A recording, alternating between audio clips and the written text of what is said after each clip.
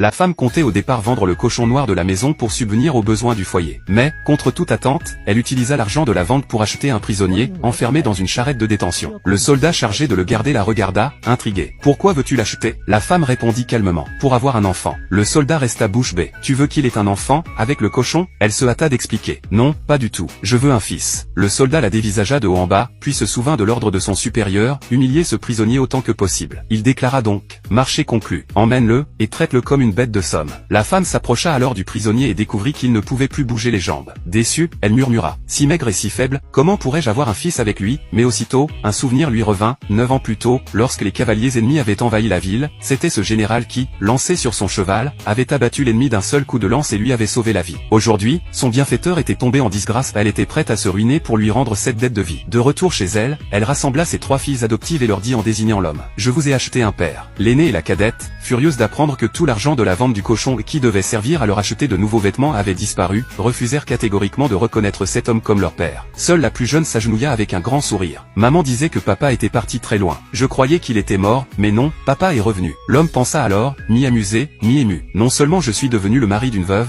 mais aussi le père de 3 filles. Le ciel me gâte vraiment. Le lendemain, la femme le sortit dans la cour pour qu'il prenne le soleil. Soudain, la voisine entra en furie. Des années plus tôt, leur famille avait conclu un mariage arrangé, la voisine espérait depuis longtemps marier son fils à l'aîné afin d'un jour s'approprier leurs biens. Apprenant que la femme voulait avoir un fils pour hériter, elle accourut pour l'en empêcher. Mais l'aîné rompit les fiançailles sur le champ, et la cadette, brandissant un couteau de cuisine, chassa la voisine. L'homme resta stupéfait, quelle famille redoutable. La voisine, vexée, alla aussitôt se plaindre aux autorités, accusant la femme d'abriter une population excédentaire. Le jour même, des agents du gouvernement se présentèrent à la maison, exigeant le paiement d'un impôt par tête, menaçant même de confisquer la maison si elle ne payait pas. La femme supplia qu'on lui laisse un délai, mais il lui était impossible de réunir une telle somme. Elle confia son désespoir à l'homme. Autrefois, son mari était parti à la guerre et on lui avait annoncé sa mort. Depuis, le village la méprisait et la vie était devenue un enfer. Le lendemain matin, elle descendit à la ville chercher du travail, mais fut rejetée partout. À bout, elle rentra chez elle, angoissée par l'échéance du paiement, et découvrit des fonctionnaires assis devant sa porte. Elle pensa qu'ils venaient encore la harceler pour l'impôt. Mais, contre toute attente, l'un d'eux la salua avec un grand sourire. « Félicitations, ton mari, qu'on croyait mort à la guerre, est en réalité vivant. Mieux encore, il est devenu haut fonctionnaire. Il rentrera au village le mois prochain. » La femme n'en crut pas ses oreilles. Mais avant même qu'elle puisse se réjouir, l'homme du gouvernement ajouta, « Au fait,